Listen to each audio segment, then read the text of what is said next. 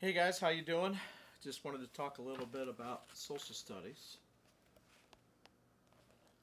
roots of the revolution.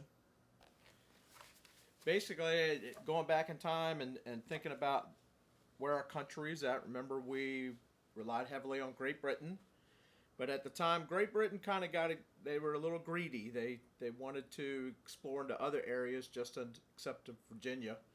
They wanted to go into the Ohio River Valley area, which was basically occupied by the French and Indians. Um, they wanted to stake their claim and get territories. The French weren't too happy about that because they were already there.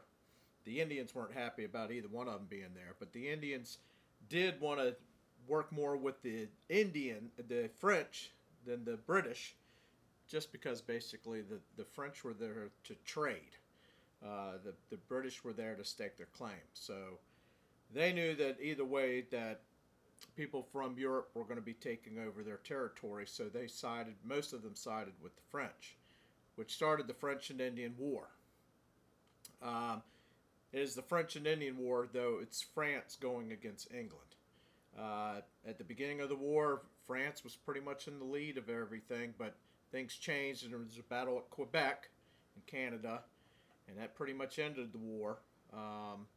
England won that. A lot of the French that were there in Quebec moved down to Louisiana. Southern Louisiana is where you get your French Creoles down there. But a young military leader fighting for the British in a militia, which is a military group, was George Washington. And those skills that he was learning and honing there helped him later to lead our country. But because of this French and Indian War, England wanted to collect money to pay for all this new land that they acquired.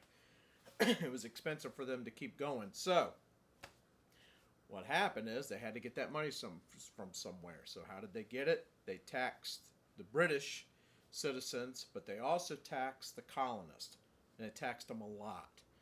And the colonists really didn't think that was too fair, that they were getting taxed for England getting its wealth in other areas. So this started to become the root of a revolution. So hopefully you guys are answering your questions on that, and we'll get to the next section tomorrow. See y'all later.